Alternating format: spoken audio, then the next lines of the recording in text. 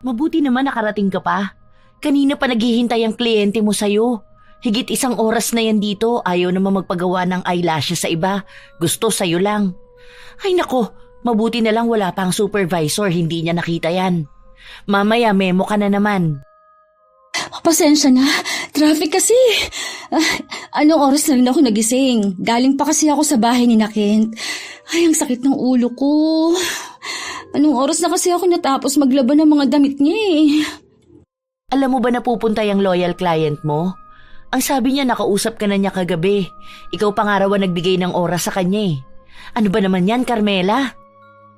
Oo, nasabi niya sa akin. Nawala lang sa isip ko.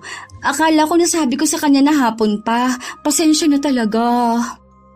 Lahat naman nawawala sa isip mo kapag kasama mo yung boyfriend mo. Mabuti pa ang paglalaban ng damit niya na naaalala mo. Samantalang tong nagbibigay ng kabuhayan sa'yo, nawawala na ng space sa utak mo. Kumalma ka na, Amira. Ang aga-aga kinukunot mo yung noo mo. Bahala ka, maaga ka niyang tatanda. Tingnan mo, oh. May mga lines na ang noo mo. Sige na, pupuntahan ko na siya. Ako na lang ang magpapaliwanag. Mabait naman yan. Nag-almusal ka na ba? Hindi pa. Malapit na rin naman mag-lunch eh. Mamaya na ako kain.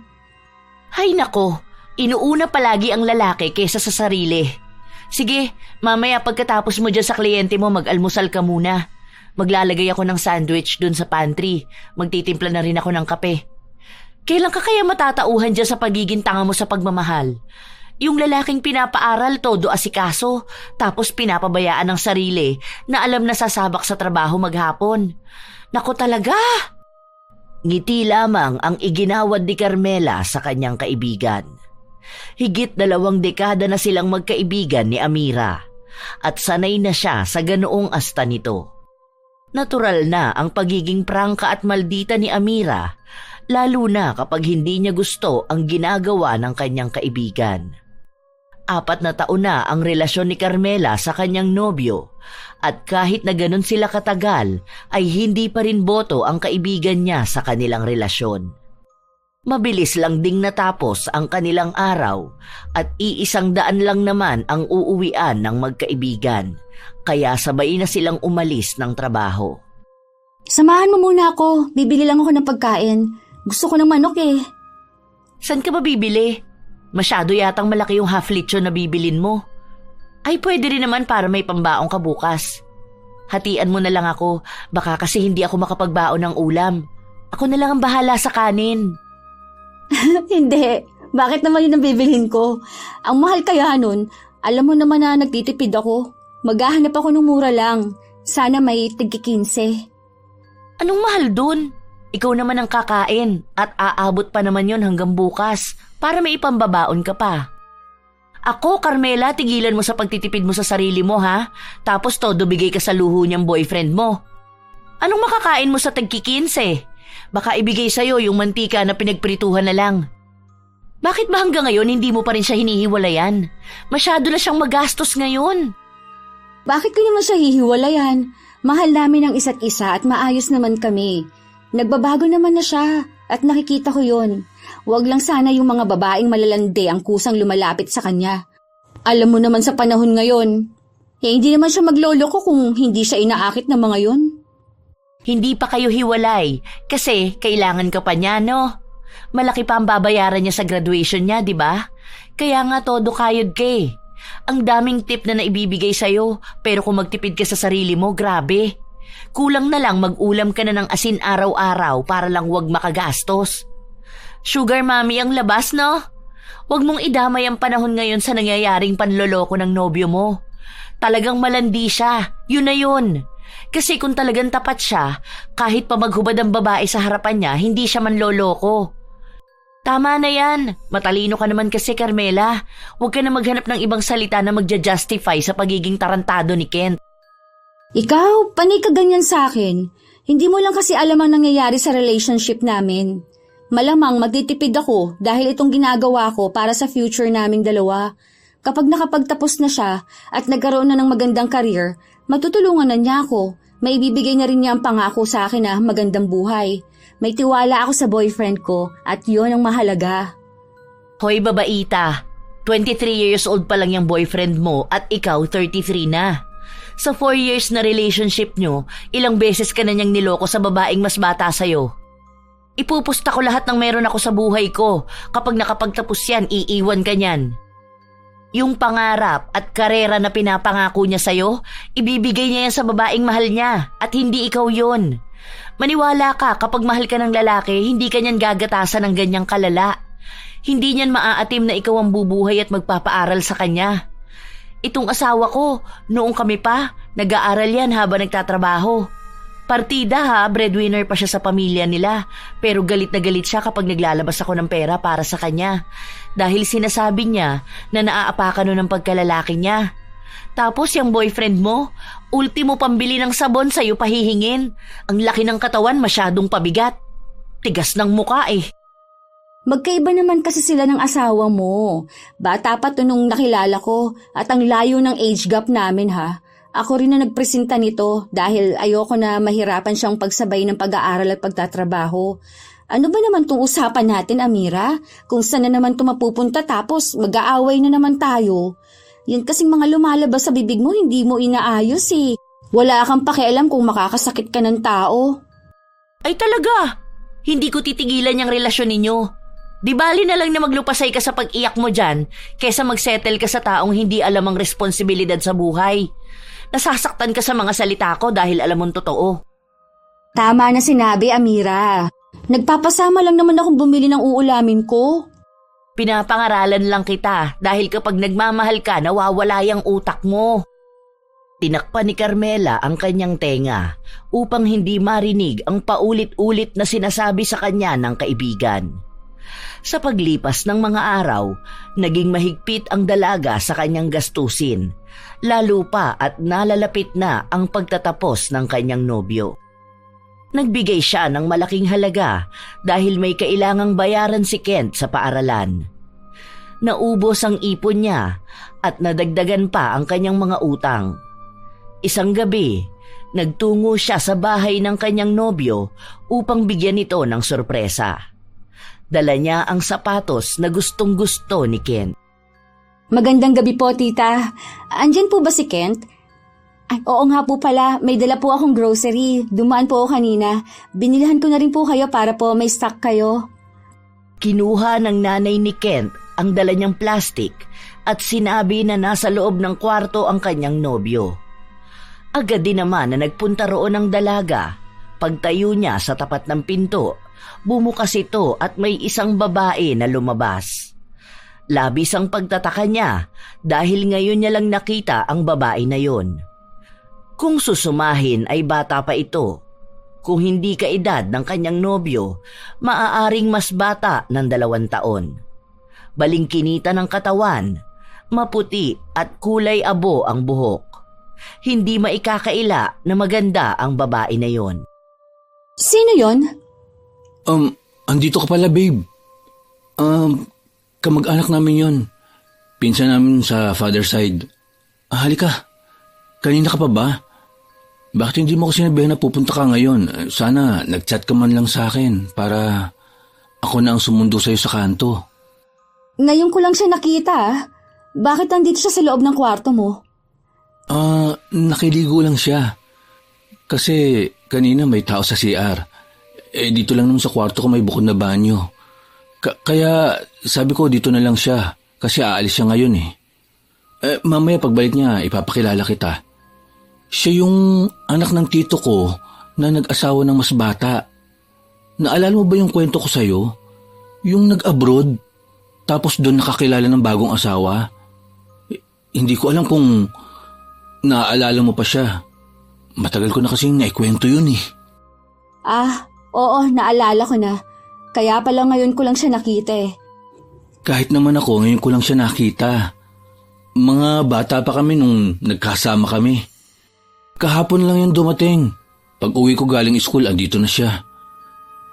So, anong ginagawa mo rito? Wala ka bang pasok ngayon? Ano yan? Kumusta naman ang pag-aaral mo? Gusto mo bang lumabas muna tayo? Ito palang gift ko sa'yo. Diba ito yung sapatos na gusto mo? Naalala ko ito yung tinuturo mo nung nasa mall tayo. Hala, talaga? Maraming salamat, babe. Alam mo ba na sobrang stress na ako? Tapos, bigla kang dumating na may dala nito? Grabe, ang swerte ko talaga sa'yo, babe. Alam mo palagi kapag kailangan kita. Salamat dito, Wala yon. Ang mahalaga sa akin, masaya ka. Deserve mo yan dahil wala kang ibang ginawa kundi ang pagbutihin ng pag-aaral mo. Siyempre, paanong hindi ko pagbubutihin ang pag-aaral ko? Gusto ko nang maibigay sa'yo ang magandang buhay na deserve mo. Sa susunod, sa bahay ka na lang mag-aalaga ng mga anak natin, habang ako naman ang gumagawa ng pera. Ikaw naman ang makakatikim ng kaginhawahan. Dahil deserve mo yun, babe. Nakakainis ka naman. Iniisip ko palang kinikilig na ako. Gusto ko yun. Para kapag uwi mo, maghahain na ako ng pagkain natin. Tapos, kapag wala kang pasok, lalabas tayo ng mga anak natin. Ay, ang sarap mangarap ng magandang buhay kasama ka. Hindi maikakaila ang tuwa na nararamdaman ni Carmela para sa kanyang nobyo. Dahil lahat ng mga sinasabi ni Kent ay pangarap na matagal na niyang nais na maranasan. Ang mga pangako na yon ang tangi niyang pinanghahawakan, kaya kahit na marami ang tutol sa relasyon nila, wala siyang pinapakinggan. Dahil para sa kanya, alam niyang tutuparin ng nobyo ang lahat ng mga sinabi nito sa kanya. Doon siya nanatili sa loob ng kwarto ni Kent. Sinubukan niyang lambingin ng nobyo, ngunit halata ang pagtanggi ng lalaki. Hindi man madiretso ni Carmela, ngunit nakakaramdam siya ng tampo. Uuwi na ako, babe. Ingat ka, Chat mo na lang ako pag nakauwi ka na. Hatid na lang kita hanggang sa sakayan ng jeep. Lakad na lang tayo. Hindi mo ba ako patutulugin dito sa inyo? May dala naman akong damit. Saka may mga gamit naman ako rito. Ikaw ang bahala. Kasi baka malit ka bukas sa work mo, di ba? Alam mo naman ang kaibigan mong matabilang dila. Mamaya, sa akin na naman isisino ng pagiging late mo. Sa bagay, tama ka nga. Kahit nasabihin niyo ni Carmela, naghihintay pa rin siyang pigilan siya ni Kent na umuwi at ayain na doon na lang sa bahay nila matulog. Ngunit hindi niya ito narinig kahit pa hanggang sa makasakay siya sa jeep. Masama ang loob niya habang pauwi dahil inaakala niya na gusto rin siyang makasama ng nobyo ng mas matagal. Kinabukasan, maagang nakapasok sa trabaho ang dalaga. Saktong pagdating niya ay pumasok na rin ang kanyang kaibigan. Nagulat pa ito noong una at tila hindi makapaniwala sa kanyang nakikita. Oh, wow! Himala, hindi ka yata late ngayon. Mabuti naman maaga kang pinaalis ng boyfriend mo. Maaga ka ba nagbiyahe papasok? Hindi naman ako natulog sa kanila. Ang OA mo naman mag-react. Para naman palagi akong late. May araw lang talaga na hindi ko maiwasan yun. Hindi lang naman ako ang nalilate . Totoo ba itong nakikita ko? Totoo ba yan, hindi ka natulog sa kanila? Bakit naman? War ba kayo? Salamat naman, baka matauhan ka na niyan. Parang ang gusto kong good news na marinig ngayon, hiwalay na kayo. Ano na? Magpapaluto na ba ako ng pansit para sa celebration? Hindi, may bisita kasi ata sila. Saka, hindi na rin ako nagpumilit. Dinalhan ko lang sila ng grocery. Hindi kami maghihiwalay. Itabi mo yung pansit para sa graduation niya. Ibang klase talaga ang pagyakap mo sa pagiging sugar mommy mo, no? Pati pamilya niya gusto mo nang buhayin. Aber, sino namang bisita nila? Kamag-anak raw nila .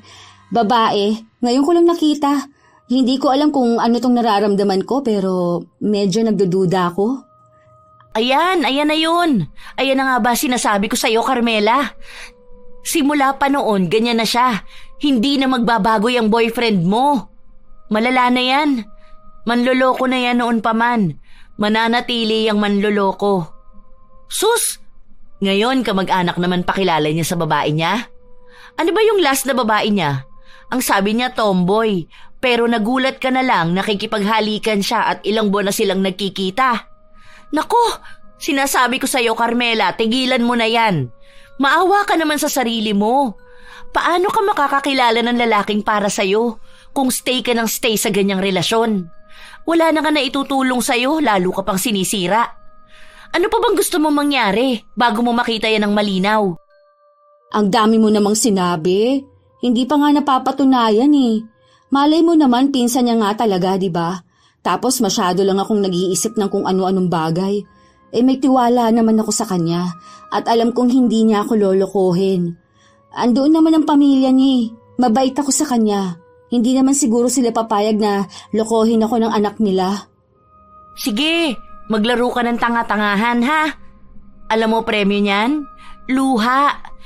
Ikaw na lang ang mag-gaslight sa sarili mo. Mapapagod ka rin naman yan. Huwag mong asahan ng pamilya niya na kumampi sa'yo. Mabait sila sa'yo dahil ikaw na ang bumubuhay sa kanila. Kamag-anak sila ni Kent. Malamang lahat gagawin nila mapagtakpan lang siya.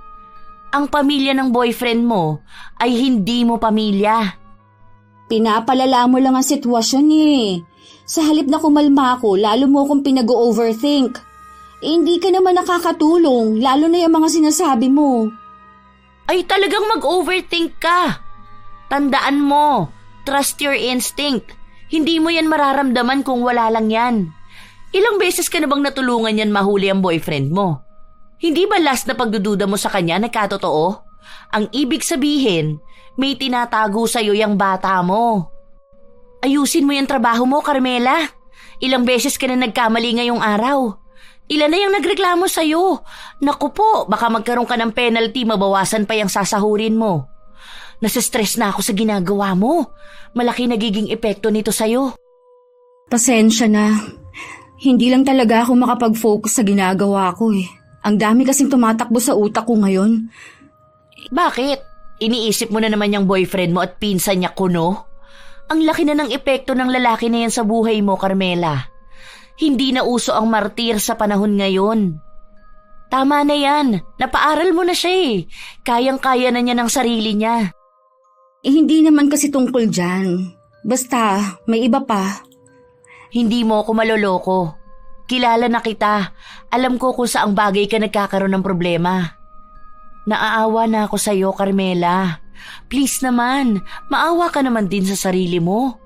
Lahat na ng klase ng dahilan na sabi na sa'yo ng boyfriend mo. Kahit sinong nakakakilala sa inyo, alam ang ginagawa niya. Samantalang ikaw, kahit na ilang beses ka ng pagsabihan, ang tigas pa rin ng ulo mo. Isinawalang bahala ni Carmela ang payo sa kanya ng kaibigan. Kahit naramdam niya sa kanyang sarili na may mali. Sa paglipas ng mga araw, bibihira na lang silang magkita ng nobyo. Tuwing wala siyang pasok, pumupunta siya sa bahay ni Kent. Ngunit saglit lang sila kung magsama dahil maraming ginagawa ang binata. Ilang buwan na ang lumipas, ganun palagi ang nangyayari. Kung hindi niya pupuntahan ng nobyo, hindi ito magpapakita sa kanya. Mabigat ang kanyang dibdib, ngunit hindi niya ito masabi sa kanyang kaibigan. Dahil alam niyang galit lang din ang isasalubong sa kanya. Kaya lahat ng problema ay kanya lamang sinasarili. Pakiramdam niya ay punong-puno na siya at kahit anong oras ay sasabog na. Hindi naman maikakaila na nararamdaman niyo ni Amira, kaya siya na lang ang gumagawa ng paraan upang makapagsabi sa kanya ang kaibigan. Hindi ka pa ba uuwi? Sabay na tayo. Tara na, kung gusto mo tambay ka na muna sa bahay. Salamat, pero hindi na. Pupuntahan ko pa si Kent sa school nila eh. Hanep, sa halip na ikaw ang sunduin, ikaw na ngayon ang nanunundo. Hindi naman niya alam na pupuntahan ko siya eh. Ikaw bahala. Sige, mauuna na ako. Basta umuwi ka na kaagad ha. Delikado sa labas ngayon. Mukhang wala pa namang pakialam yung sugar baby mo sa'yo. Kapag wala kang masakyan pa uwi at hindi ka na niya hinatid, tawagan mo ko para ako na maghahatid sa'yo pa uwi. Mahirap na. Ang dami pa namang krimen na nangyayari ngayon. Oo, salamat. Ingat ka. Nagsalungat ng landas ang magkaibigan. Pagkarating ni Carmela sa paaralan ng kanyang nobyo, agad niya rin naman itong natanaw at naglalakad palabas kasama ang mga kaibigan niya. Sandaling nanikip ang dibdib ni Carmela nang matanaw niya na may kahawak kamay ang nobyo at ang babae na yon ay ang pinsan na sinasabi ni Kent. Kumuha muna siya ng lakas ng loob bago siya muling humakbang upang lapitan ng nobyo. Alam niya kasing hindi pa napapansin ni Kent na naroon siya. Babe! Anong ginagawa mo rito, babe? Bakit ka nagpunta rito? Pauwi na kami. Hindi ka nagsabi na dadaan ka rito. Agad na binitawan ng binata ang kamay ng babae. Ang mga kaibigan naman ni Kent ay nagbulungan. Hindi yun marinig ni Carmela, pero ramdam niyang tungkol ito sa kanya. Alam ng mga kaibigan ng nobyo ang relasyon nila. Pero halatang ayaw sa kanya ng mga ito, lalo na sa edad na meron siya. Hindi man halata na 10 taon ang tanda niya sa nobyo dahil bata pa naman siya kung titingnan. Pero nararamdaman niya pa rin na malaking issue ito sa mga kaibigan ni Kent. Nagpakawala ng mabigat na paghinga si Carmela para lang pakalmahin ang kanyang sarili at hayaan na lang ang mahinang tawanan at bulungan ng mga kasama ng nobyo. Nakalimutan mo na bang mansari natin ngayon? Gusto sana kitang ayain na kumain sa labas kaso kasama mo pala ang pinsan mo. Akala ko kasi ikaw lang mag-isa eh. Hindi ko na rin nagawang tawagan ka kasi di ba minsan pinupuntahan naman na kita ng diretso rito. Nagtawanan ang mga kaibigan ni Kent, ngunit pasimple lamang yon. Ang babae naman ay napaiwas ng tingin. Hindi mawari kung siya rin ba ay natatawa o nakakaramdam ng hiya.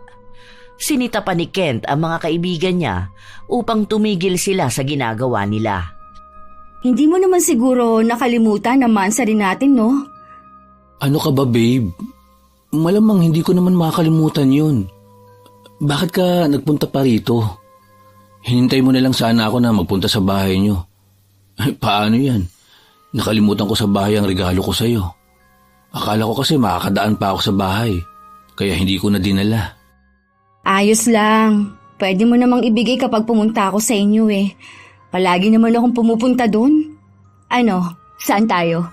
Sasama ba ang pinsan mo sa atin? Doon na lang sa dati nating kinakainan. Parang gusto ko kasi ng Paris eh. Alam mo ba, kanina ko pa yan iniisip. Mabuti na lang makakasama kitang kumain doon. Sige. Aalis na muna kami ha. Alam mo naman ang sakayan pa uwi sa bahay, di ba? Chat mo na lang ako kung magkaroon ng problema. Sabay ka na sa kanila. Iisa lang naman ang dadaanan niyo eh. So, hindi sasama ang pinsan mo sa atin? Sure ka ba na kaya niyang makauwi? Baka maligaw yan. Araw natin to. Dapat tayong dalawa lang. At saka, andyan naman si Kenji. Madadaanan naman nila ang bahay. Ihatid na lang nila. Halika na, babe. Ngumiti lamang si Carmela habang nagpapaalam sa mga kaibigan ng kanyang nobyo. Bago sila tuluyang umalis at magpunta sa paresan na sinasabi ng kanyang nobyong si Kent. Doon pa rin ba sa bahay ninyo umuwi ang pinsan mo? Bakit nga pala dyan siya nag-aaral sa school nyo? Ang akala ko ba sa malayo siya nakatira? Bakit parang ang bilis naman yata ng paglipat niya? Matagal na ba niyang desisyon yan? Kalilipat niya lang dyan. Hindi ko nga alam na dyan niya rin gusto mag-aral. Bahala siya sa buhay niya. Basta kung saan siya komportable. Si Tito naman ang magbabayad ng tuition niya eh. Sige na babe, upo ka na. Para makabili na tayo ng kakainin natin. Graduating na rin ba siya? Pwede pa pala lumipat ka agad ano? Kahit na 1 buwan na lang graduation na? Alin ba rito ang gusto mo? Mag-overload ka ba? O ito na lang, yung bago nila? Parang masarap din tignan eh. Try kaya natin. Kahit na alin na lang dyan. Hindi mo sinagot yung tanong ko kung sa inyo pa rin ba siya nakatira o may nahanap na siyang paupahan na lilipatan niya. Iniiba ko na nga ang usapan, panay ka pabalik at tanong ng tanong. Ano bang gusto mo? Tungkol lang ba kay Jenny magiging date natin ngayon? Sana isinama natin siya para sa kanya ka na nagtanong, di ba? Kung gusto mo pala siya na ma-interview, hindi ko na sana siya pinauwi. Hindi ka na natahimik eh. Bakit ka nagagalit? Nagtatanong lang naman ako. May masama ba doon? Simpleng tanong lang naman to. Ang dali lang naman sanang masagot pero mas inuna mo pa yung galit mo. Bad trip, ayoko na. Mag-isa ka na lang kumain dito. Alam ko na kung saan to papunta. Huwag mong sabihin sa akin na nagsiselos ka pati sa pinsan ko. Ano ka ba naman, babe? Hindi na ba tayo matatapos sa selosan na to? Nakukulangan ka ba sa assurance na binibigay ko sa'yo? Hinaan mo naman ang boses mo. Nakakahiya, nakatingin sila sa atin, oh. Okay, fine. Hindi na ako magtatanong. Basta tumahimik ka na dyan. Ikaw na lang ang kumain. Wala na akong gana. Hihintayin na lang kita matapos kumain para makauwi na ako. Sino ba namang gaganahan kung lahat na lang gagawing issue? Sasabihan ko na lang sila mama na palayasin sa bahay si Jenny para matigil na yung kahibangan na pagdududa mo sa akin. Sorry na, babe. Hindi naman ako nagdududa.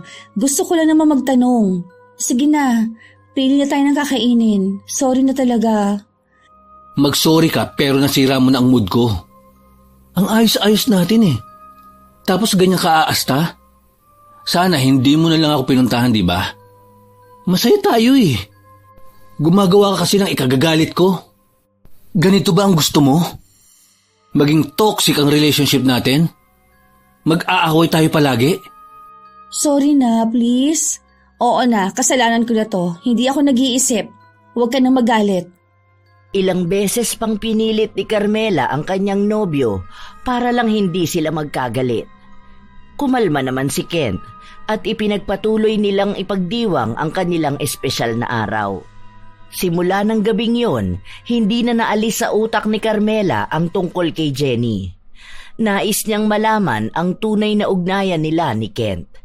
Dahil ang mga sinasabi sa kanya ng nobyo, tila ba may ibang kahulugan. Bit-bit niya ng matagal ang katanungan sa kanyang utak. Nakatulala ka dyan. Ano na naman yung iniisip mo? Ha? Hindi naman ako nakatulala. Hindi nakatulala? Kanina ka pa nakatitig dyan sa pader. Muntikan ko na ang pagkamala na tumatagos ang tingin mo dyan. Ano bang problema mo? Kapag sinabi ko sa'yo, aawayin mo lang naman ako eh. Tungkol sa boyfriend mo? O sige na, depende pa sa ikukwento mo kung aawayin kita. Anong nangyari? Confirmed na ba na may babae siya? Hindi yon. Kasi nag-away kami ng maansari namin. Pinag-awayan namin ng pinsan niya. Nagtatanong lang naman ako sa kanya eh, pero mas inuna niya pang magalit. Ayun, nagsorry na lang ako. Nagpipigil na ako ng galit. Alam mo, grabe ka manipulahin ng lalaki na yan. Para lang matigil ka sa pagtatanong, uunahan ka niya ng galit. Tapos ikaw naman to si tanga, tamang sorry para lang magkabate. Ikaw pa ang madalas naglalambing sa kanya kaysa ikaw ang nilalambing. Ano ba naman yun? Ilang beses ko na tong sinabi sa'yo ah. Darating ang araw, nagigising ka, nasa harapan mo na ang lahat ng sagot dyan sa mga tanong mo. Sana naman, ito na ang huling beses na magpapaloko ka, Carmela. Hindi ka na bata. Sana naman, mas unahin mong pakinggan ang isip mo kaysa sa damdamin mo. Hindi na kumibo pa si Carmela dahil unti-unting pumapasok sa kanyang isipan ang sinasabi ng kanyang kaibigan. Ngunit gusto pa rin niyang subukang ayusin ang relasyon nila ni Kent. Kumakapit pa rin siya sa pagmamahal niya para dito at sa mga pangako ng binata para sa pag-abot ng mga pangarap nilang magkasama. Sa araw ng graduation ni Kent, nagpunta si Carmela habang ang pagdududa niya kay Jenny ay hindi pa rin naaalis. Wala si Jenny noong mismong araw ng graduation at ang sabi sa kanya ng magulang ng nobyo ay umuwi ito ng probinsya dahil nagkasakit ang ama nito. Hindi naman na muli pang nagdagdag ng katanungan ang dalaga dahil ayaw niyang mag-ugat na naman yon ng away. Hindi niya nais na masira ang masayang araw ng nobyo. Congrats, babe! Masaya ako para sa'yo. Natupad na rin ang pangarap natin. Grabe, sobrang proud ako sa'yo. I love you. I love you too. Maraming salamat sa tulong mo, babe. Ito na yun. Malapit na ako makabawi sa'yo. Kapag nagkaroon ako ng magandang karir, madadala na rin kita sa magandang lugar. At doon tayo bubuo ng magandang memories. At kapag kaya ko na talaga, pwede na tayong bumuo ng sarili nating pamilya. Magpapagawa tayo ng sarili nating bahay. Hindi na ako makapaghintay na maging asawa ka. Ano ka ba? Kinikilig naman ako sa mga sinasabi mo. Kaya hindi talaga nawala ang suporta ko sa'yo eh. Kahit ako, hindi na makapaghintay na tumira sa iisang bahay kasama ka. Isa talaga sa pinagpapasalamat ko ay ang mga sakripisyo mo, babe. Ang swerte ko talaga sa'yo dahil ako ang pinili mong mahalin. Gano'n naman talaga ang mag-partner, di ba? May magandang kinahantungan naman ng sakripisyo ko. Isa pa, ikaw rin naman ang nag-push sa sarili mo para maabot mo yan. Sinaportahan lang kita. Siguro naman, hindi ka na ngayon naaawayan ng kaibigan mo. Kaya talaga, nagpursige rin ako. Ayaw kita mapahiya. Ang dami pa naman yung sinasabi tungkol sa atin. Ayan, supalpal siya ngayon. Nakatapos ako ng pag-aaral. Maghintay lang siya. Patutunayan ko mabibigyan kita ng magandang buhay. Hayaan mo na si Amira. Ganun lang talaga yon. Basta ako, proud na proud ako sa lahat ng ginagawa mo. Masaya nilang ipinagdiwang ang graduation ni Kent. Malaking pera ang nailabas ng dalaga, lalo na at siya ang sumagot ng ipinanghanda ng nobyo. Hindi na niya iniisip ang pera dahil mahalaga sa kanya ay kung ano ang ikasasaya ng binata. Naging maayos ang kanilang relasyon sa mga sumunod na buwan. Nawala ang pagdududa ni Carmela tungkol kay Jenny dahil nakikita naman niya na binibigyan na siya ng atensyon ng nobyo. Mag-isa si Carmela sa loob ng pantry habang nagtitimpla ng kape. Sinusubukan niyang tawagan ng nobyo, ngunit hindi ito sumasagot. Dahil sa pagiging abala niya, hindi niya namalayan na pumasok ang kanyang kaibigan sa loob. May trabaho na ba ang boyfriend mo? Nakakagulat ka naman. Hindi kita napansin na pumasok. Gusto mo rin ba ng kape?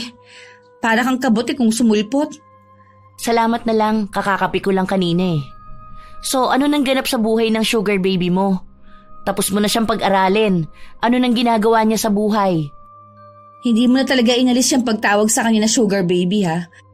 Mamaya may makarinig na iba, isipin na totoong ginagatasan niya lang ako. Saka ayaw na ayaw ni Kenta naririnig ang salita na yan. Kahit naman daw 10 years ang age gap namin hindi niya ako tinuring na matanda. Please naman Amira, tawagin mo na lang siya sa pangalan niya. Siyempre paniniwalaan mo siya. Dakilang utu-utu ka eh. Anong hindi ka nakikita bilang mas matanda? Halata namang magkaiba kayo ng generation. Ano naman kung marinig niya? Totoo naman na ginagawa ka niyang sugar mommy, tapos tuwang-tuwa ka naman. Grabe ka naman. Ramdam ko naman talaga na hindi niya ako tinuturing na mas matanda pa sa kanya. Tatagal ba kami ng 4 years kung paniniwalaan niyang sabi-sabi ng iba tungkol sa age gap? Nasa right age naman na siya. May iba nga dyan, nasa 20 years ang gap eh. Basta, wala kami tinatapakang tao. Ang gusto lang namin, magmahalan. Wala naman akong ibang hinihiling sa'yo kundi suportahan ako kung saan ako magiging masaya. Kaso, ikaw pa tong number 1 basher. Basher talaga ako dahil ayokong ginaganyan ka. Alam mo ba kung bakit siya nagstay sa'yo ng 4 years? Scholar mo ba naman eh? Masaktan ka na sa mga sinasabi ko. Real talk lang to, Carmela. Bahala ka dyan. Basta maayos kami. Kapag nagpakasal kami, kakainin mo yung mga panlalait mo sa relasyon namin.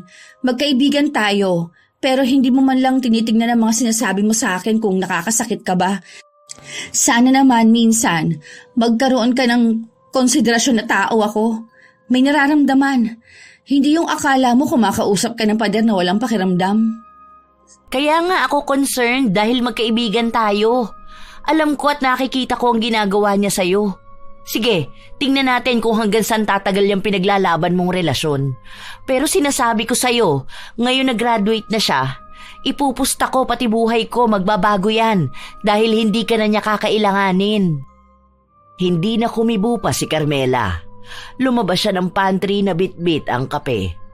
Inaamin niya na nasasaktan siya sa mga salitang sinabi sa kanya ng kaibigan niya at nakakaramdam din siya ng kaba na maaaring magkatotoo yun. Kinabukasan, wala siyang pasok kaya nagpunta siya sa bahay ng nobyo. Ngunit ang sabi ng nanay ni Kent, wala ito roon at 1 linggo nang hindi umuuwi ang binata. Dahil doon ay nakaramdam ng pag-aalala si Carmela. Saan po ba ang boarding house niya? Hindi pa po kasi ako nakakapunta ron pero ang sabi niya sa akin, malapit lang sa trabaho niya. 1 sakay lang daw ng jeep. Pwede ko siyang puntahan ngayon kung alam ko lang po sana kung saan. Hindi kasi ako mapakali Sinabi ng ginang na hindi niya alam ang eksaktong lokasyon dahil hindi daw sinabi sa kanya ng kanyang anak kung saan ba talaga siya nanunuluyan. Sinubukan naman ni Carmela na tawagan ang kanyang nobyo, ngunit hindi ito sumasagot. Ano kayang nangyari kay Kent? Kagabi pa siya hindi tumatawag sa akin. Naku, baka naman nagkasakit na siya. Dapat kasi alam ko kung saan siya tumutuloy ngayon para kung sakali man na may sakit siya, mapuntahan ko kaagad. Hindi ako mapapanatag nito hanggat hindi ko siya nakakausap. Ayoko ng ganitong pakiramdam. Kinakabahan talaga ako. Ay, naku po. Sana maayos lang siya. Ano ba, babe? Bakit ba hindi ka sumasagot sa tawag ko? Please, sagutin mo na to. Nakakainis naman. Paalis na sana ang dalaga sa bahay ng kanyang nobyo upang humanap ng paraan kung paano niya mahahanap ang tinutuluyang paupahan ni Kent. Ngunit pinigilan siya ng bunsong kapatid ng nobyo. Nasa edad 15 na ang bunsong kapatid ni Kent at ito na lang din ang nag-aaral sa kanila. Sinabi sa kanya kung saan nakatira ang kanyang kuya. Binalaan din siya ng dalagita na huwag niyang babanggitin kahit na kanino na siya ang nagturo. Hindi pa nakakapagtanong pabalik si Carmela, tumakbo na palayo ang kapatid ng nobyo. Tila ba may malaking lihim na nakabalot sa mga salitang binitiwan nito kanina. Bakit kaya ayaw niyang ipaalam na sinabi niya sa akin? Ay, ano ba itong nararamdaman ko? Parang may kung anong gumagalaw sa tiyan ko at konektado sa bilis ng tibok ng puso ko. Wala naman siguro to. Sana nga wala lang. Hindi na nag-aksaya pa ng oras ang dalaga.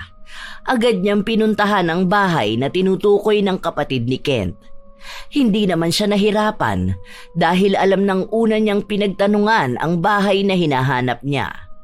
Pagpunta niya roon, may tao siyang napagtanungan na doon din nakatira at sinabi sa kanya kung saan ang kwarto ng binata. Kahit na natagpuan na ni Carmela ang tinutuluyan ng nobyo, hindi pa rin mawala ang kaba sa kanyang dibdib.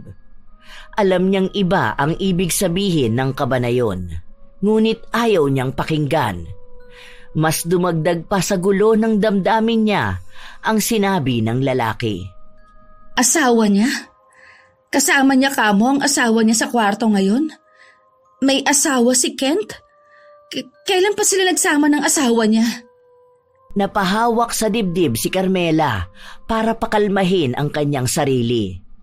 Nag-aabang siya ng sagot mula sa lalaki at iniisip na nagkakamali lang siya ng sinabi, ngunit walang nagbago sa panayam ng lalaki. May kasama raw na babae si Kent nung lumipat doon at ang pakilala ay live-in partner nito. Nawala na ang matinong kaisipan ng dalaga. Sumugod siya sa kwartong bakas ang galit.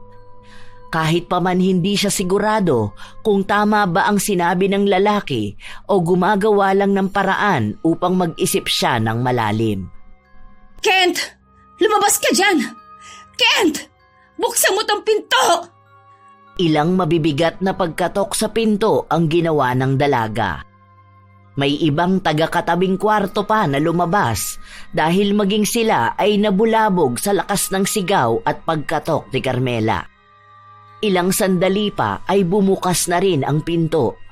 Ang bumungad sa kanya ay si Jenny na nakasuot ng manipis na damit. Halatang bagong gising lang ito.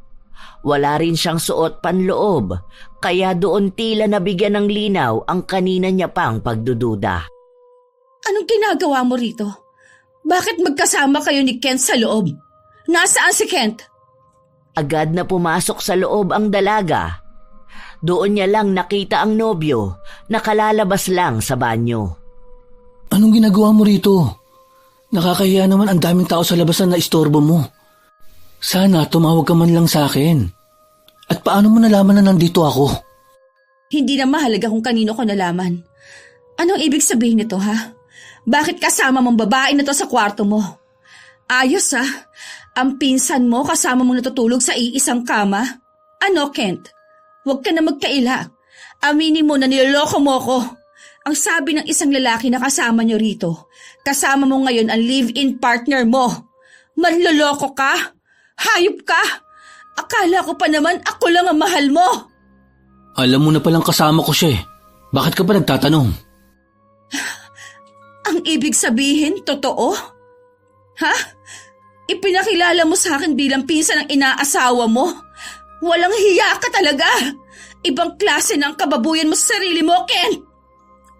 Aray, ano ba? Tigilan mo na nga yung ginagawa mo. Huwag ka rito gumawa ng iskandalo. Mahiya ka naman sa sarili mo, Carmela. Pinagtitingin na nila tayo. Tigilan mo na to. Wow! Ako pa ngayon ang dapat na mahiya? Sino ba rito ang gumagawa ng kalokohan? Ha? Niloko mo ko. Kailan mo pa ito ginagawa, ha? At ikaw, malandi ka. Alam mo na siguro na may girlfriend na lalaki na nilalandi mo, di ba? Iba talaga kapag babaeng makate. Ano ba? Huwag mo siyang saktan. Baka maapektuhan ang pinagbubuntis niya. Lalong hindi kita mapapatawad kung may masamang mangyari sa anak namin. Napalakas ang pagtulak ni Kent kay Carmela, kaya bumagsak ang dalaga sa sahig. Naging kasing lamig ng semento ang kanyang damdamin at maging ang mga luha niya'y hindi na makawala. Hindi siya makapaniwala na ang lalaking iniisip niyang makakasama sa panghabang buhay, ang lalaki palang sisira sa kung paano niya tingnan ang mapait na parte ng pag-ibig. Anong sabi mo? Anak ninyo? Nabuntis mo ang kabit mo? Lubayan mo na kami, Carmela. Buntis si Jenny at malapit na kami magpakasal. Kaya utang na loob, palayain mo na ako. Ayoko na sa relasyon natin. Gusto ko nang bumuo ng sarili kong pamilya. Magpapakasal ka sa taong bago mo lang nakilala at itatapon ang 4 na taon natin? Nasaan ang pangako mo? Ang sabi mo, sa akin mo gustong igugol ang mga pangarap mo. Akala ko ba sa akin mo gustong magkaroon ng anak? Ha? Bakit, Kent? May naging pagkukulang ba ako? Wala akong ipinangako sa'yo. Hindi ikaw ang babaeng gusto kong makasama ng panghabang buhay. Dahil gusto kong magkaroon ng maayos at normal na pamilya. Hindi ba tayo magkakaroon ng normal na pamilya? Ano bang tingin mo sa akin, ha? Ginamit mo lang ba talaga ako para makapag-aral ka? Minahal mo ba ako o ang perang na ibibigay ko? Ngayon mo pinapatunayan na totoo nga ang sinabi ni Amira. Hindi kaagad kumibo ang binata, habang si Carmela naman ay marahan na tumatayo mag-isa. Hindi na umalis ang mga tao sa tapat ng pinto, habang lahat sila ay nakikinig sa nagiging usapan ng dalawa. Bakit hindi mo masagot, ha? Oo, ginamit ko ang pera mo para makapagtapos ako ng pag-aaral. Minahal kita nung una, pero hindi ko alam kung kailan yun nawala. Ang alam ko lang, hindi ikaw ang makapagbibigay ng anak na gusto ko. Dahil masyado kang matanda para sa akin. Pasensya ka na, Carmela, pero ayoko na sa'yo. Tapos na akong gamitin ka. Ngayon, gusto ko nang magbago. Gusto ko nang simulang iparana sa magiging asawa ko ang masayang buhay kasamang magiging anak namin.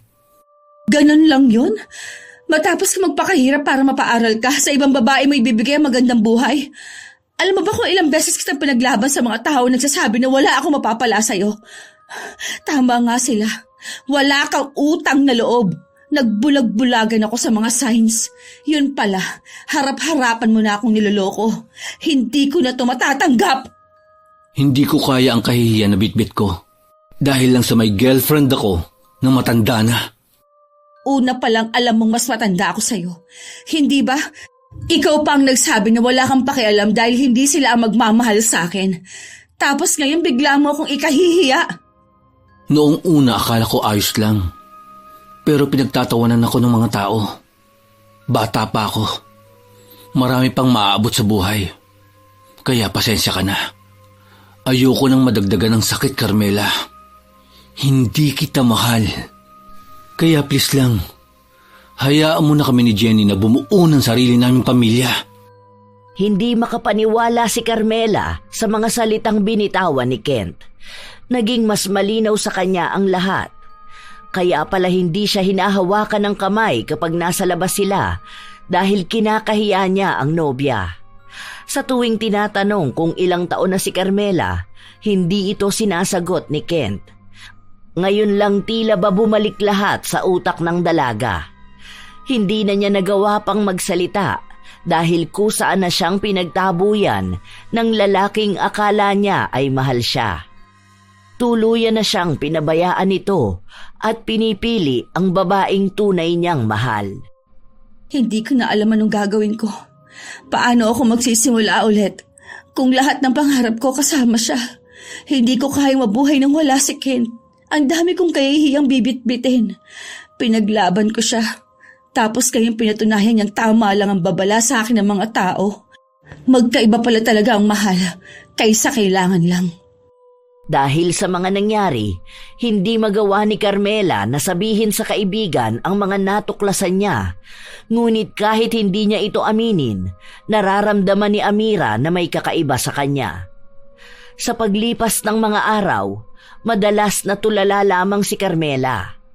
Hindi siya umiiyak, pero durog na durog ang kanyang buong pagkatao. Wala na siyang pangarap dahil pakiramdam niya ay wala na siyang karapatan. Malaki ang epekto sa kanya ni Kent dahil buong buhay niya ay inalay niya sa lalaking itatapon lang siyang parang basura. Gusto mo bang sumama sa amin? Birthday ng inaanak mo, balak naming mag-outing. Pwede ka naman magpaalam ng leave para makapagpahinga ka rin. Hindi yung ganyan na palagi kang nakatulala dyan. Baka kailangan mo ng maaliwalas na kapaligiran. Hindi ko alam. Gusto ko lang mapag-isa. Hayaan mo na lang muna ako. Kahit hindi mo sabihin sa akin, alam kong hiwalay na kayo. Nakita ko post ng nanay niya. Kinasal na pala sila ng babae na pinalit niya sa'yo. Imagine, sa loob lang ng 4 months nagawa niyang pakasalan ng babae. Ikaw na 4 years, binali wala lang. Wala talaga sa taon yan eh. Kapag gusto ng lalaking magpakasal, pinipili nila ang babaeng kasama nila noong handa na sila, hindi ang babaeng kasama nila nung naghahanda pa lang sila sa buhay. Hindi kumibo si Carmela. Umiwas lamang siya ng tingin dahil pakiramdam niya ay nanlalamig na ang kanyang kaluluwa. Masaya na si Kent sa piling ng babae na ipinalit sa kanya habang siya ay nagdurusa pa rin sa pagmamahal na hindi nasuklian. Sumama ka na sa amin para makapag-relax ka naman. Huwag mo sayangin ang buhay mo sa nakaraan yun ng lalaki na yun.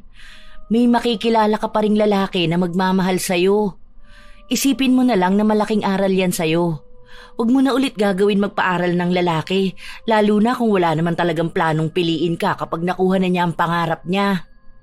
Sa paglipas ng mga araw, walang nagbago kay Carmela. Araw-araw siyang nagdurusa at nangungulila sa pagmamahal ni Kent. Hinahanap-hanap niya ito at nagbabaka sakali siya na isang araw ay bumalik ang binata at humingi ng tawad sa kanya. Ngunit base sa mga nakikita at nababalitaan niya, nasa maayos na kalagayan na ang pamilyang binuo ni Kent.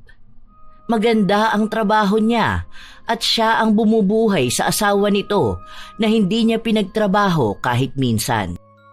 Kaya naman pala niyang gawin yun eh, na siya ang magsasakripisyo para sa mahal niya.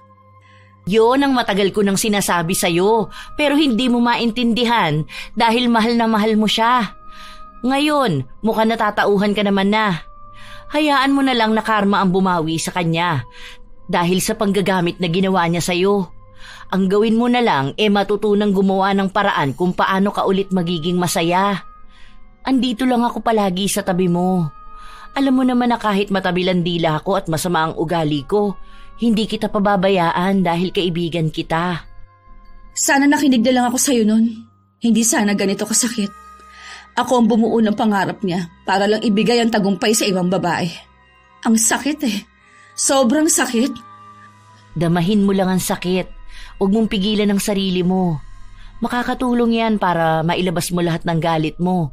Para kapag naging maayos ka na, wala ka ng panghihinayangan sa nakaraan. Hindi ako papahayag na magdurusa ako ng matagal habang masaya siya.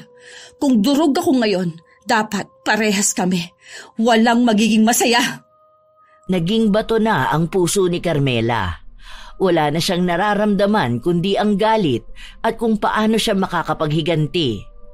Kaya nang nabalitaan niya ang tungkol sa isang mambabarang, hindi siya nagdalawang isip na puntahan yon. Hindi niya sinabi sa kaibigan ang gagawin niya. Dahil pagdating sa mga ganoong bagay ay hindi siya papayagan ni Amira. Galing sa isang relihiyosong pamilya si Amira, kaya hindi siya naniniwala sa pagganti gamit ang itim na kapangyarihan. Ngunit ito lamang ang tanging naiisip ni Carmela para maipaghiganti ang sarili niya. Gusto kong buhagin mo siya para mas pagdusahan niya ang galit na nararamdaman ko. Paunti-unti, pasakit ng pasakit, walang kamatayan. Hindi na niya madama pa ang awa dahil pakiramdam niya ay habang buhay niya lang din dadalhin ang sakit na dinulot sa kanya ni Kent. Nang matapos ang ritual, nagpatuloy si Carmela sa kanyang buhay. Hindi niya pa alam kung may nangyari na ba sa pambabarang niya sa dating kasintahan dahil hindi pa naman niya ito muling nakikita. Inuunti-unti na rin niyang baguhin ang kanyang sarili. Hindi lamang sa panlabas na anyo, kundi maging ang kanyang pag-uugali. Nagiging malamig na siyang makitungo sa lahat. Pwede ba tayong mag-usap kahit na saglit lang? May mga concern lang sana ako. Tungkol sa trabaho? Tungkol sa'yo. Anong concern ba yan? Maayos naman ako Nakikita mo naman siguro. Isa pa, hindi ko na rin naman ginugulo si Kent, kaya wala na akong nakikitang ibang problema. Ang concern ko ay ang ugali mo ngayon. Ang laki ng pagbabago sa'yo. Napapadalas pang nagkakaroon ka ng kaaway dito sa salon. Tapos nabalitaan ko nung rest day ko, nakipagtalo ka sa client. Bakit? Naiintindihan ko naman na may pinagdaraanan ka at hanggang ngayon dinaramdam mo pa rin ang nangyari sa inyo ni Kent. Wala lang ako sa mood. Huwag mo na ulit babanggitin ang pangalan ng lalaki na yon. Gusto ko na mag-move on. Huwag ka nang banggit pa sa kanya. Agad na ring umalis si Carmela matapos niya itong sabihin. Kinaumagahan, pagpasok niya ay naabutan niya ang kaibigan na tila ba gulat na gulat sa nakikita niya sa kanyang cellphone. Ano yan tinitingnan mo? Ito shared post ng kapatid ng ex mo. Nakita mo na ba to? Wala na akong connection ni isa sa kanila. Block na silang lahat sa akin. Ano ba yan? Tungkol ba sa animal na yon? Diyos ko, nakakaloka. Humihingi kasi sila ng tulong sa Facebook friends nila. Dinala raw nila si Ken sa ospital dahil sumusuka raw siya ng kulay green. Tapos kapag gabi, sumusuka naman siya ng mga buhay na insekto. Basahin mo. Inabot ni Amira ang cellphone sa kanyang kaibigan. Walang reaksyon si Carmela habang binabasa ang nakasulat. Nakita niya rin ang mukha ng dati niyang kasintahan. Mukha itong kawawa, ngunit wala siyang maramdaman maliban sa saya na unti-unti na ring umiepekto ang barang na pinagawa niya. Deserve naman niya yan. Baka yan ang karma niya. Bakit ba sila manghihingi ng tulong sa ibang tao? Ang akala ko ba sabi niya kaya niya ng sarili niya? Gets ko naman na galit ka, kasi kahit ako galit din sa kanya Ang pinagtataka ko ay ang karamdaman niya. Kasi mayroong mga comment dito na baka daw binabarang na siya. Nag-aalala lang ako na baka mamaya totoo nga, tapos ikaw ang sisihin nila. Bakit naman ako ang sisisihin nila? Hanggang ngayon ba hindi nila ako lulubayan? Dahil maaaring ikaw ang may malalim na dahilan para ipabarang siya. Hindi mo naman yun ginawa, di ba? Alam ko naman na hindi mo yun gagawin. Tumingin lang si Carmela. Hindi siya nagbigay ng tugon sa kanyang kaibigan. Dahil doon ay nakatunog si Amira na maaaring tunay nga ang hinala niya. Sa paglipas ng mga araw, nakakatanggap ng iba't ibang mensahe si Carmela mula sa pamilya ng dating kasintahan. Nagtatanong kung maaari ba siyang makausap, ngunit tinatanggihan niya ito at sinasabi na wag na siyang guguluhin pa.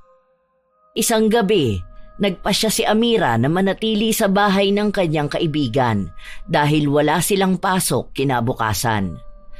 Nais niyang makausap ito ng masinsinan. Nakapagluto na ako. Mas masarap kumain dito sa labas, no? Ang hangin eh. Dito na lang kaya tayo maghain ng hapunan. Hindi ako nagugutom. Anong hindi ka nagugutom? Kailangan mong kumain. Nangangayayat ka na, oh. Mas maganda pa nga ang katawan mo noon. Pwede bang iwan mo muna ako? Gusto ko talaga mapag-isa. Hindi umalis si Amira. Nanatili lang siyang nakaupo sa tabi ng kaibigan niya, humahanap ng tamang pagkakataon para buksan ang usapan na kanina pa niya nais simulan. Kilala kita. Alam kong may gusto kang malaman sa akin. Ikaw ba ang gumawa nun kay Kent? Ang huli kong balita, nasa bahay na lang siya at nangangayayat na. Hindi na siya makapagtrabaho. Hindi na rin magamot ang anumang karamdaman niya. Dahil simula raw nang dalhin nila sa doktor, lumala lang ang sakit niya. Kung sabihin kong oo, may magagawa ka ba? So, pinabarang mo talaga siya? Gusto mo siya magdusa ng pangmatagalan? Oo, gusto kong panghabang buhay niyang pagdusahan ng panluloko at panggagamit niya sa akin. Oh, anong gagawin mo ngayong nalaman mo?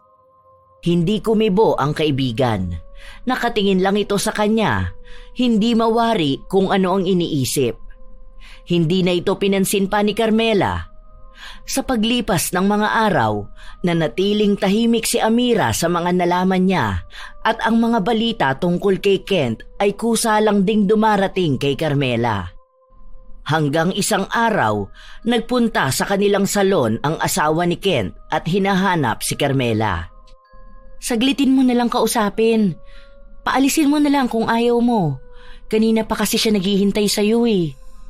Lumabas si Carmela at naabutan niya si Jenny na halatang kapapanganak pa lamang.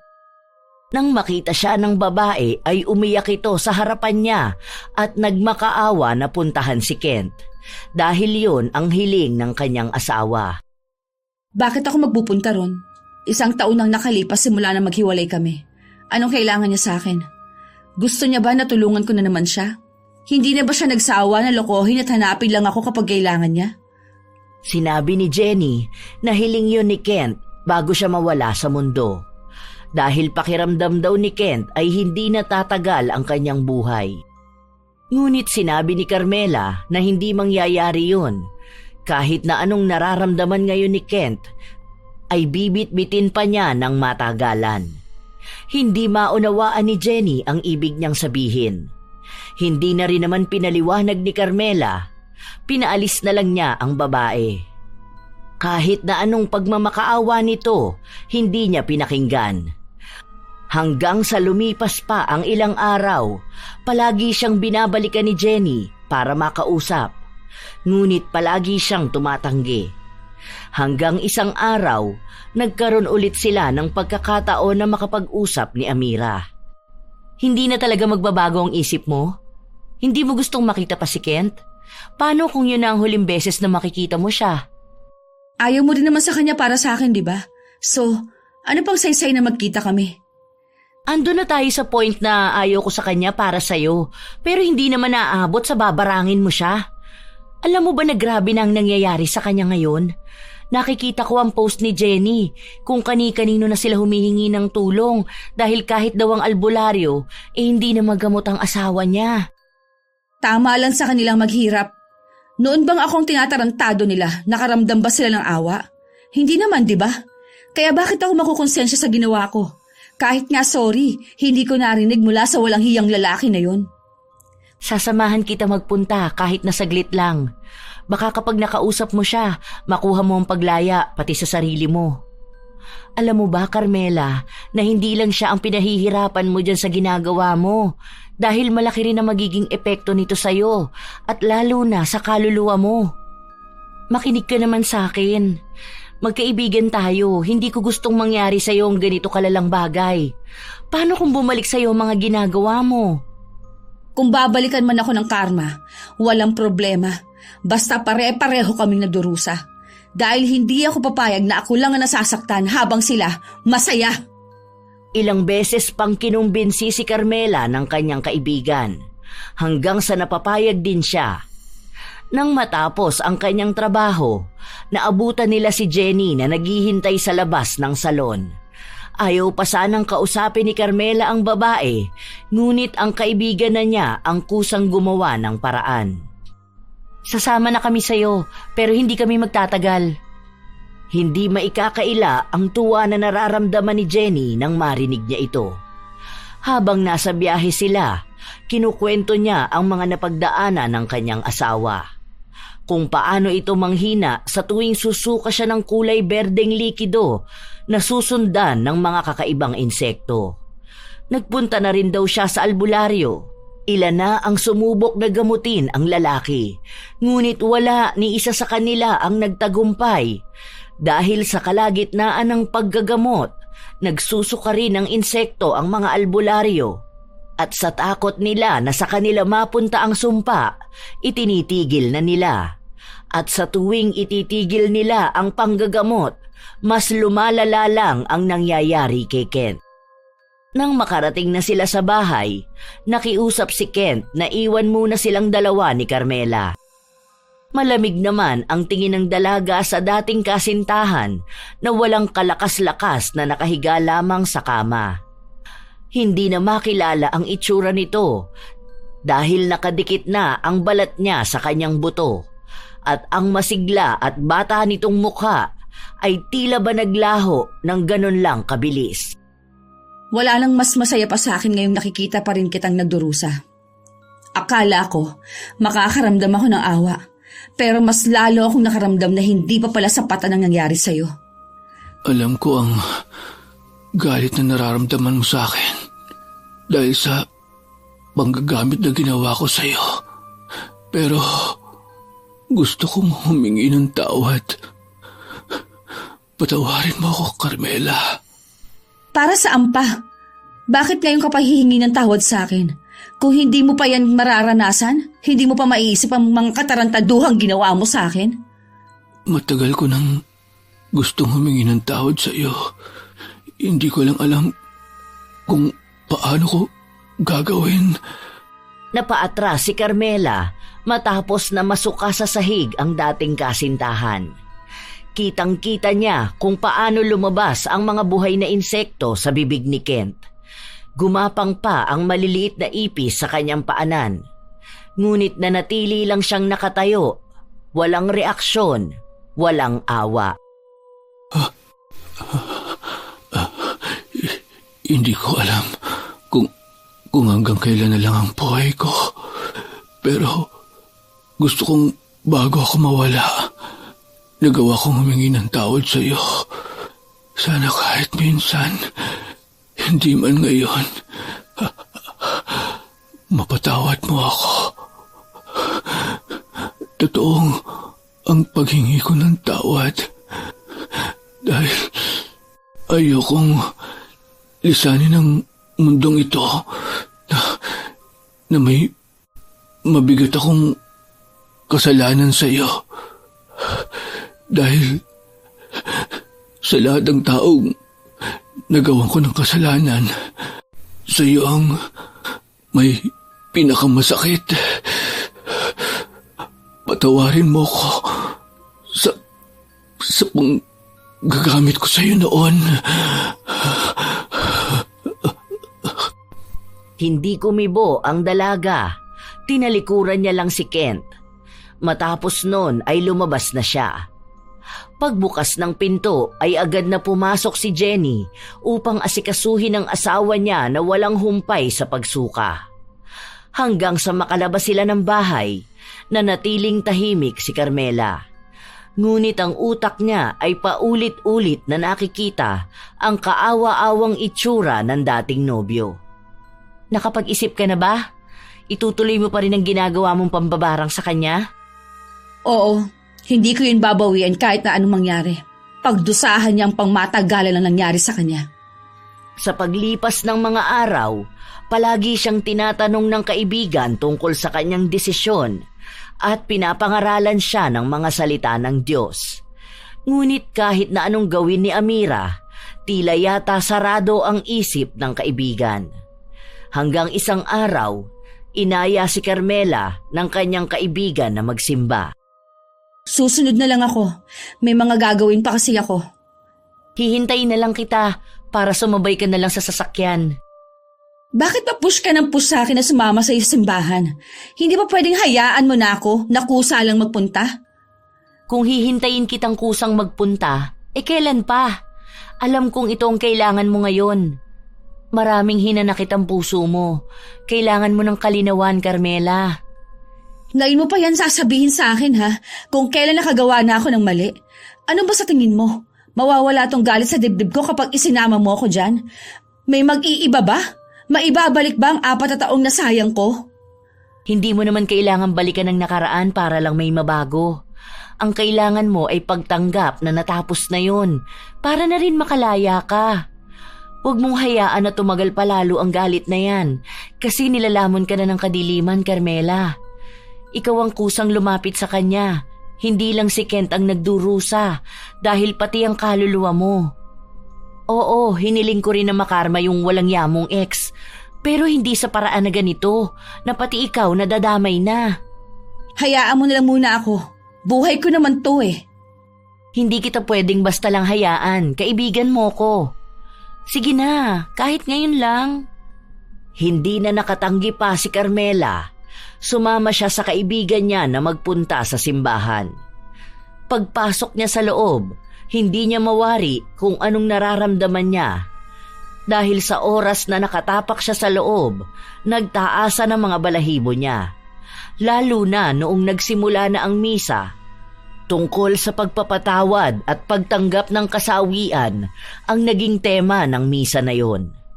Lahat ng mga sinasabi ng pari ay tumatama sa puso ng dalaga. Sa tagal niyang hindi umiyak, hindi niya namalayan na may luha na palang tumutulo sa kanyang mga mata. Sa paglabas ng mga luha na yon, pakiramdam niya ay nahugasan na rin ang mga mata niya upang tingnan ang buhay mula sa magkaibang pananaw.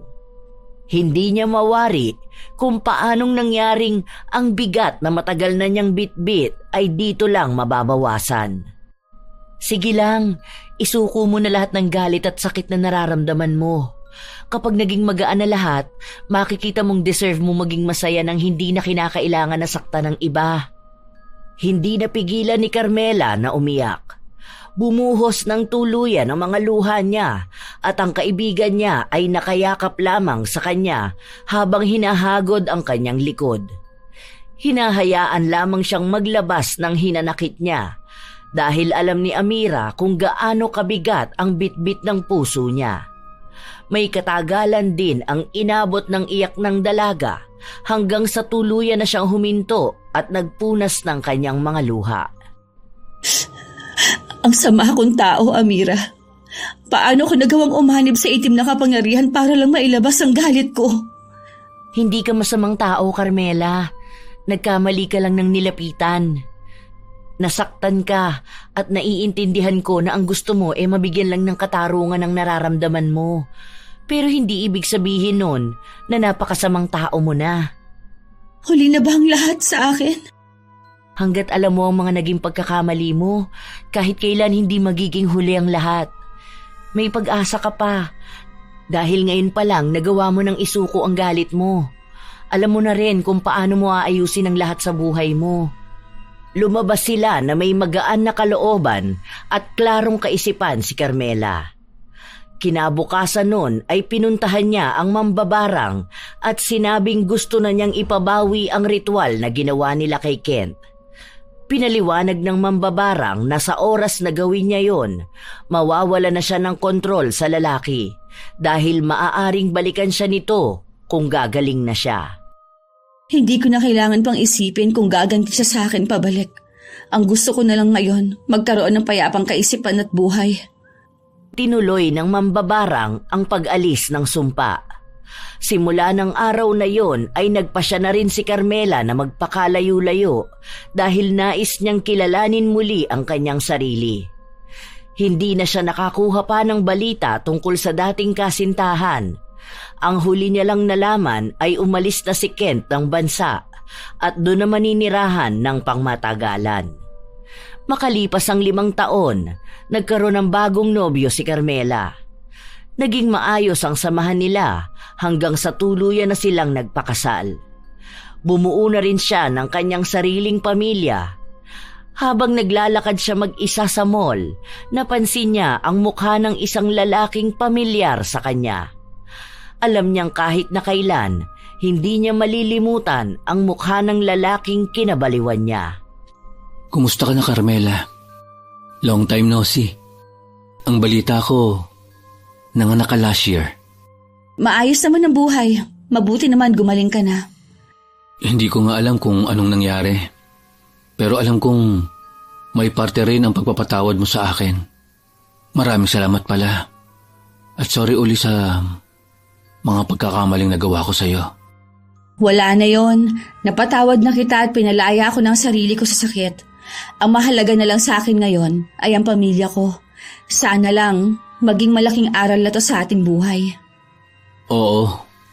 Dahil sa nangyari sa akin, napagtanto kong may malupit pala talagang balik kapag gumawa ka ng masama sa kapwa mo. Tanging ngiti lamang ang ibinahagi ni Carmela bago siya tuluyang umalis.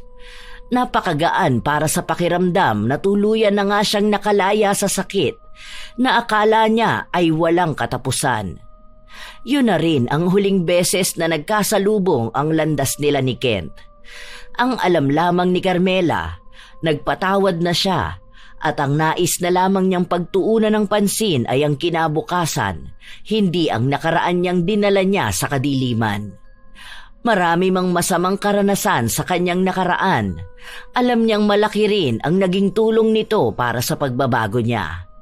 Maaaring kung hindi siya nagpatawad noon, mahabang panahon niyang bibit-bitin ng galit at hindi niya mararamdaman na maging masaya katulad ng nangyayari sa kanya sa kasalukuyan.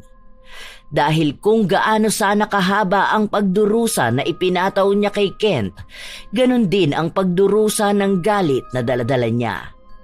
Malaking pasalamat niya sa kanyang kaibigan na tumulong sa kanya upang isuko ang lahat ng galit at pangamba sa Diyos na siyang humilom sa lalim ng sugat na meron siya noon at nagbukas ng bagong pag-asa para sa muli niyang pagmamahal sa buhay na meron siya ngayon.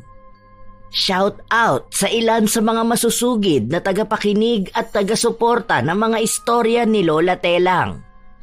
Rosemary Santos, Mildred Ann Bawal, Roslyn Mangilin, Belen Malbas, Christina Pierre 7601, Vincent Florentino, Romulo Laman Jr., Alfreda Alano, at Kuya Gio 720. Ito ang inyong Lola Telang at maraming salamat po sa inyong lahat.